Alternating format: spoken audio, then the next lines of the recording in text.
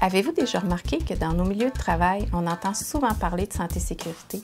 On entend parler par exemple des lois, des programmes de prévention des accidents, des programmes d'indemnisation des accidentés.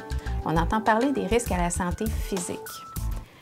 Par contre, est-ce que vous avez aussi remarqué qu'on entend moins souvent parler des risques à la santé psychologique comme le harcèlement, la violence, la surcharge cognitive, même l'absence de reconnaissance?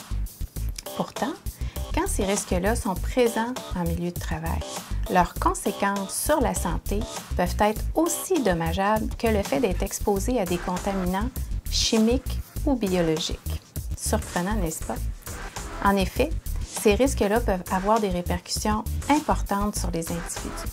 Ils peuvent par exemple mener à une diminution de la motivation, à une baisse de productivité, à une diminution de l'estime de soi, à des troubles du sommeil, des troubles anxieux, dépressifs, voire dans des cas extrêmes mener au suicide.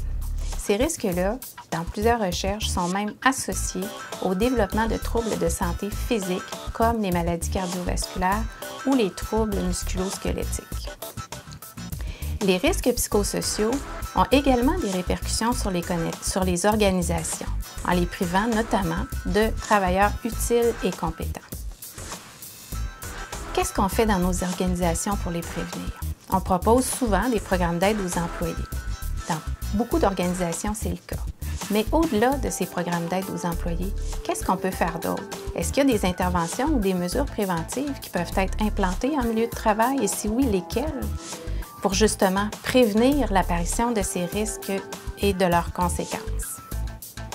Dans le cadre du cours, on va voir différents modèles théoriques et plusieurs résultats de recherche empirique qui vont vous permettre de mieux comprendre et d'identifier ces risques-là lorsqu'ils sont présents dans vos environnements de travail. On va également voir quels sont les différents outils disponibles pour faciliter les interventions sur ces facteurs. Bref, il s'agit d'un cours dont le contenu vous sera utile et je vous invite à vous y inscrire et au plaisir de vous rencontrer virtuellement. À bientôt!